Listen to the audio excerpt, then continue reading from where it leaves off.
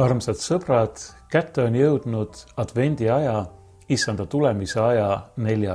pühapäev. Jõulupühad on ligidal. Ma soovin teile õnnistatud issanda sündimise püha ja julgustan teid selle teadmisega, et ligidal ei ole mitte ainult jõulud, vaid issand on ligidal. Sellest oli juttu eelmisel pühapäeval, kui ma lugesin selle pühapäeva vanakiriklikku epistlit apostel Pauluse kirjast Filipplastele, kus apostel kutsub üles rõõmustama, sest issand on ligidal. Meie luterlikus traditsioonis või põhjamaises traditsioonis loetakse seda epistlit tihtipeale just advendiaja 4., see tähendab viimasel pühapäeval vahetult enne jõulude saabumist. Aga meie kiriku kalendri järgi on sellel aastal meie advendiaja 4. pühapäeva epistel pärit hoopis teisest pühakirja raamatust.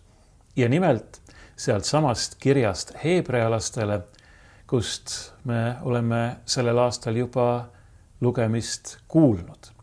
Nüüd me jõuame taas selle heebrea kirja juurde ja ma pean ütlema, et küllap see tekst, mida te nüüd kuulete, võib olla mõnevõrra ootamatu.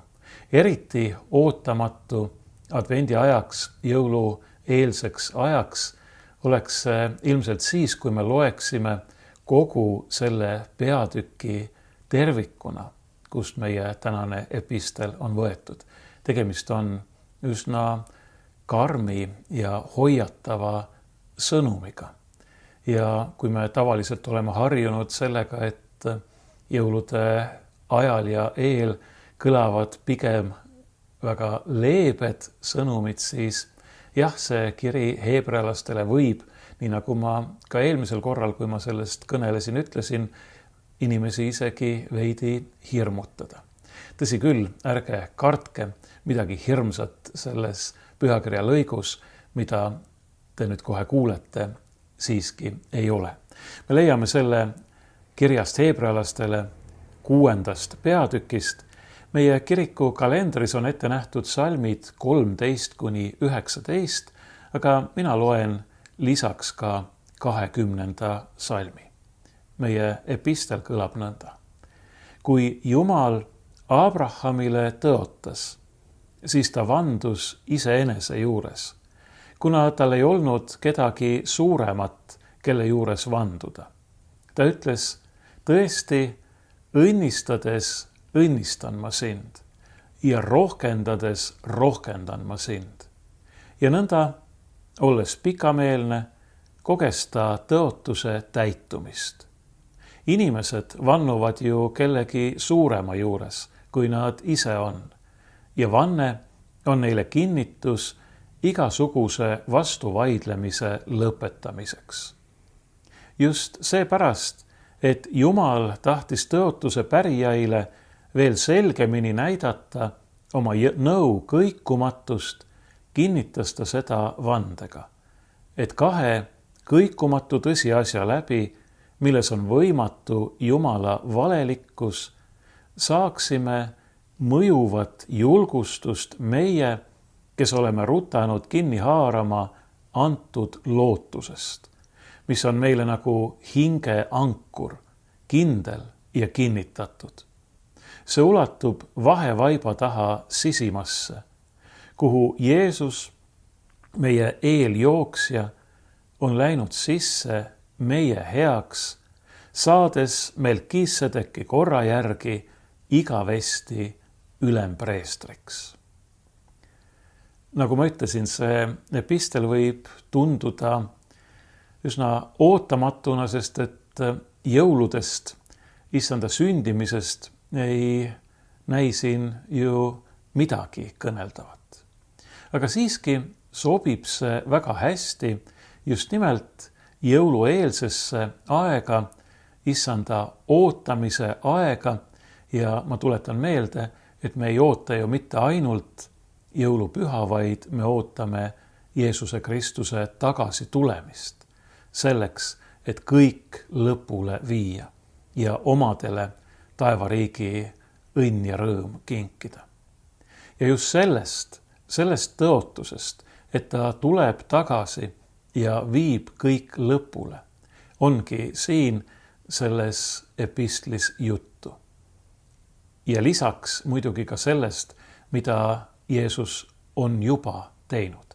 Tema, kes on meie ülempreester, kes ei ole toonud ohvriks mitte loomade verd, vaid kes on lunastanud meid, päästnud meid, ostnud meid vabaks omaenda püha ja kalli verega, surres meie eest Golgata ristil ja oma ülestõusmisega surmast, kurjast, patust ja hukatusest võitu saades. Aga vaatame, mida see meie tänane epistel meile siis õigupoolest õpetab. Kõigepealt siin alguses kõneldakse Abrahamist, Iisraeli rahva esiisast. Aga Abraham ei ole, kui me mõistame seda, mida Uus Testament meile tema kohta kuulutab õigesti, mitte ainult Iisraeli rahva esiisa, vaid ta on ka meie kristlaste isa. Sest et see, kes temast on sündinud, see tema seeme, nii nagu teda tõotustes nimetatakse, on ju viimselt Jeesus Kristus, kes on tulnud oma inimloomuse poolest just nimelt Abrahami soost ja saanud lunastajaks ning toonud Jumala õnnistuse kõigile neile, kes temasse usuvad, kes ta vastu võtavad ja kes on temas uuesti sündinud ning Jumala laste hulka arvatud. Mitte ainult Iisraeli rahvas ei kujuta endast Abrahami järeltulijaid, vaid tõotuse lastena, usu lastena oleme meie Abrahami ja temale antud tõotuste pärijad. See on pühakirja Uue Testamendi väga selge kinnitus. Niisiis, kui Hebra kiri räägib meile siin Abrahamile antud tõotusest, tõesti õnnistades õnnistan ma sind ja rohkendades rohkendan ma sind, siis need sõnad, see tõotus on mõeldud ka meile. Meie, kes me oleme kristlased, kes me oleme Kristuses selles Abrahami seemnes saanud ka Abrahami lasteks, oleme selle õnnistuse pärijad ja osalised. Ja meie oleme osa sellest suurest rahvast, keda Jumal Abrahamile, kes tollel ajal oli veel ilma lasteta, tõotas. Jumal andis Abrahamile oma tõotuse ja nii nagu siin öeldakse, vandus ei kellegi muu kui iseenda nimel. Vanne on kinnitus selle kohta, et mida me oleme öelnud, on tõsi. Tegelikult ei oleks sellist kinnitust tarvis.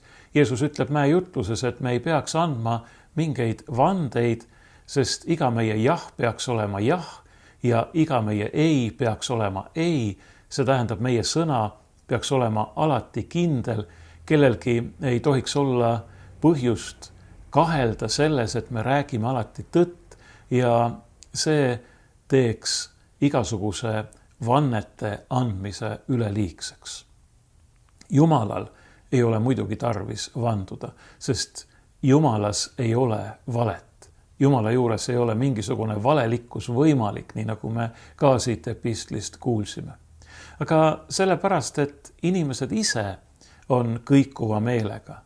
Jumal ikkagi annab vandeid ja tõotusi.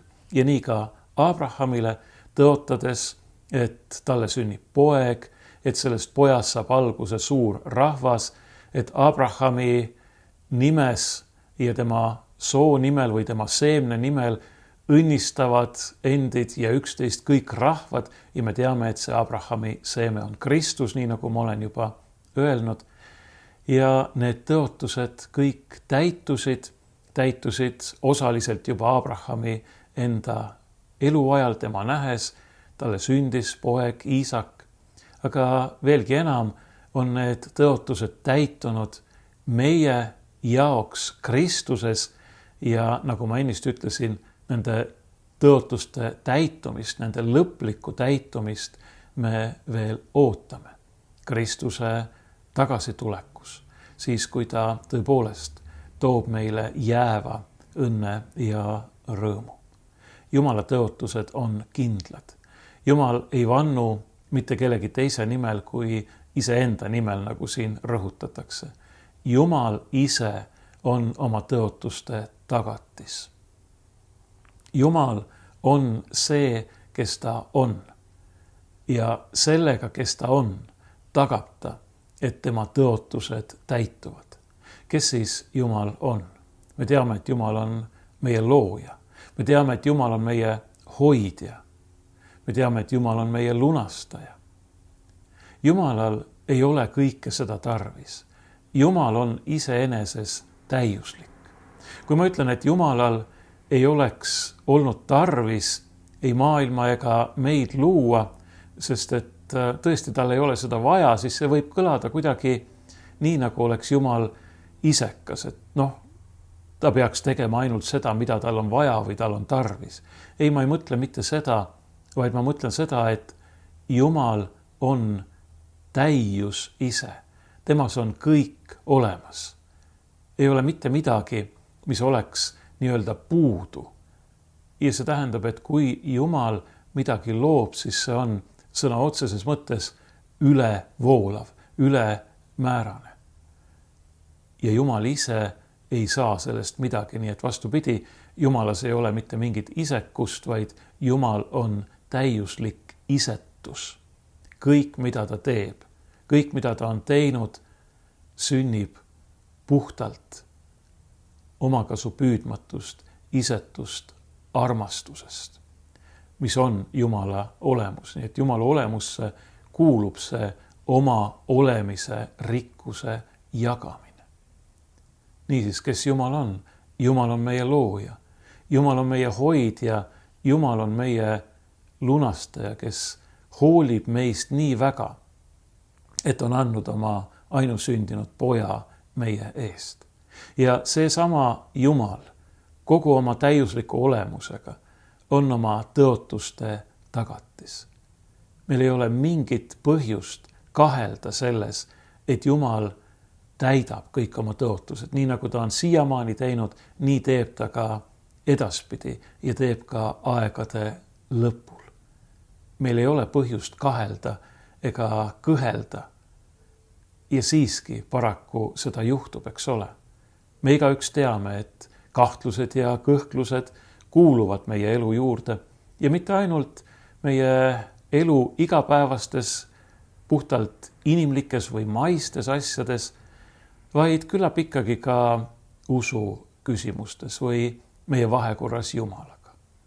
See ebakindlus, see meie enda nõtrusest ja ebausaldusväärsusest tulenev kahtlus või hirm, et aga äkki Jumal äkki ta ikkagi ei hooli minust, äkki ta ikkagi ei armasta mind, äkki ta on mind unustanud, äkki ma olen teinud midagi, mille pärast Jumal on mu nüüd hüljanud, maha jätnud. Jah, meie võimuses on teha midagi, mis kahjustab või võib purustada meie suhte Jumalaga. See on see, kui me ütleme Jumalale ei, kas oma sõnadega või oma tegudega, oma eluga, kui me pöörame Jumalale selja, kui me ei hooli temast. See hoolimatus võib väljenduda ja vist enamasti väljendubki selles, et me näitame üles hoolimatust Jumala loodu suhtes, eeskätt oma ligimeste suhtes. Sellega trotsides Jumala tahet, mis on armastus. Kui me ütleme Jumalale ei ja pöörame talle selja, siis nagu öeldud, me tõepoolest kahjustame tõsiselt oma suhet Jumalaga ja võime selle koguni hävitada, purustada, katki rebida. Aga me ei suuda sellega muuta Jumalat. Me ei suuda sellega kuidagi muuta Jumala suhtumist meisse. Jumal armastab meid ikkagi. Samamoodi nagu üks tõeline ema või isa armastab oma last isegi siis, kui laps tema juurest ära läheb. See armastus jääb, see soov, et lapsel läheks hästi, ikkagi jääb. Ja see valmisolek teha kõik, mis võimalik, et lapsel läheks hästi, ka see jääb. Me teame, et Jumala jaoks on kõik võimalik. Jumal saab ka neid, kes on temast väga kaugele läinud, tagasi tuua. Jumal saab ka neid, kes on hukkumas, päästa. Aga muidugi Jumal ootab meie vaba armastust, meie vastust tema armastusele. Ja sellepärast Jumal ei sunni meid. Ta annab meile võimaluse, aga ta ei sunni meid. Ta annab meile kõik. Ta on teinud kõik meie heaks, et me võiksime leida ühenduse temaga siin ja igavesti. Ja seeläbi leida ka tõelise armastuse, täiuse ja tõelise elu. Aga Jumal ei sunni meid, sest armastuses ei saa olla sundi. Nii nagu apostel Johannes ütleb, et armastuses ei saa olla hirmu või kartust, ähvardamist. Mis armastus see oleks? Jumal kutsub meid oma armastusega, ta tõmbab, pühakirjas öeldakse, et ta isegi meelitab meid sellega, aga meie vastus peab sündima sellest samast. Nii et jah, meie võimuses on kahjustada oma suhet Jumalaga või see koguni purustada. Aga Jumala armastus meie suhtes on muutumatu. Ja sellepärast, kuigi meie hinge võivad pugeda kahtlused ja kõhklused ja hirmud, me ei peaks neid endas kandma. Meid julgustatakse selle, kuidas siin meie epistlis öeldakse, mõjuva julgustusega või võiks tõlkida ka troostiga, et Jumal hoolib meist ja on teinud kõik meie heaks. Ta annab kõik meile. Ja ta on kinkinud meile midagi, millest me võime kinni haarata ja kinni hoida. Ja siin kasutatakse selles epistlis väga ilusat pilti selle kohta, millest me oleme rutanud kinni haarama nagu ankrust. See on lootus, mis on meie jaoks nagu ankur, nagu hingeankur, kindel ja kinnitatud. Ankur, mis hoiab meid paigal, mis hoiab meid minema triivimast, Jumala juurest lahkumast, hukkumast. See ankur on lootus. Ja see lootus on muidugi Jeesus Kristus, keda siin nimetatakse meie eeljooksjaks, kes on läinud sisse kõige pühamasse paika või sisimasse paika vahevaiba taha, saades Melkisedeki korra järgi igavesti ülempreestriks. Mida see kõik tähendab? Mis see vahevaip siin on? Mis see sisim või pühim paik on? Mis see Melkisedeki korra järgi ülempreestriks saamine tähendab? Siin kasutatakse pildina Jeruusalemma templit, mis koosnes erinevatest osadest. Peamised nendest osadest olid need, mida nimetatakse pühamuks või pühaks paigaks, kus toimetati igapäevaseid ohvritalitusi, ja teine kõige püham paik, mis asus vahevaiba või eesriide taga ja kus paiknes ka seaduse laegas ning kuhu ainult ülempreester üks kord aastas suurel lepituspäeval võis sisse minna, et ohvri verega piserdada seda seaduse laegas, seaduse laeka peal olevat lepituskaant, nagu seda nimetatakse, teostades nõnda Jumala ees lepitust kogu rahva pattude pärast. Ja siin öeldakse meile nüüd siis, et Jeesus Kristus on see suur ülempreester, kes on läinud sellesse kõige pühamasse paika ja lepitanud meid Jumalaga oma vere läbi. See kõige püham paik ei ole muidugi mitte Jeruusalemma templi kõige püham paik, vaid nii nagu siin Hebra kirjas ka öeldakse, see on taevas ise. Ta on surnud, ta on üles tõusnud, ta on läinud taevasse ja seal on ta vahemeheks meie ja Jumala vahel. Tema, inimene ja Jumal Jeesus Kristus, kes on oma verega meie patud minema pühkinud, maha pesnud, meie süü kustutanud, meid Jumalaga lepitanud ja kelle isikus me oleme Jumalaga ühendatud, kui me ise talle selga ei pööra ja temast lahti ei ütle, nii nagu ma ennist juba kõnelesin. See Jeesuse ülempreestri amet ei ole mitte inimlik, vaid see on jumalik. Ja see ei ole mitte ajalik või ajutine, vaid see on igavene. Ja just nimelt seda tähendab siin Jeesuse nimetamine ülempreestriks Melkisedeki korra järgi. Sest et Melkisedek on üks preester, keda nimetatakse Vanas Testamendis ja kes kohtus ka Abrahamiga ning teda õnnistas. Keegi ei tea, kust ta tuli, kuhu ta on läinud, tal ei ole algust ega lõppu, nii nagu meile öeldakse. Ja ta ongi selline eelkujutis või sümboolne tegelane, kes kehastab seda ainsat tõelist ülempreestrit, kes on ka ilma alguse ja lõputa, kes on igavene, kelle preestri amet ei ole mitte inimestest, mitte maa pealt, vaid taevast, sest ta on tulnud Jumala enda juurest ja ta on inimeseks saanud Jumal ise. See nimi Melkisedek tähendab õiguse kuningas ja teda nimetatakse ka Saalemi kuningaks ja see tähendab rahu kuningas. Ka need on viited Kristusele, kes on õiguse kuningas, kes on toonud ka meile oma õiguse, kelles me oleme Jumala ees õigeks mõistetud ja õigeks tehtud. Ja ta on ka rahu kuningas. Ta on toonud meile eeskätt rahu ja lepituse Jumalaga. Ta kingib meile ka südame ja hinge rahu. Ta tahab kinkida ka rahu inimeste ja rahvaste vahele. Ta on loonud rahu maa ja taeva vahele, ta on tõeline rahu kuningas. Ja siin on tegelikult ju väga ilus seos ka jõuludega.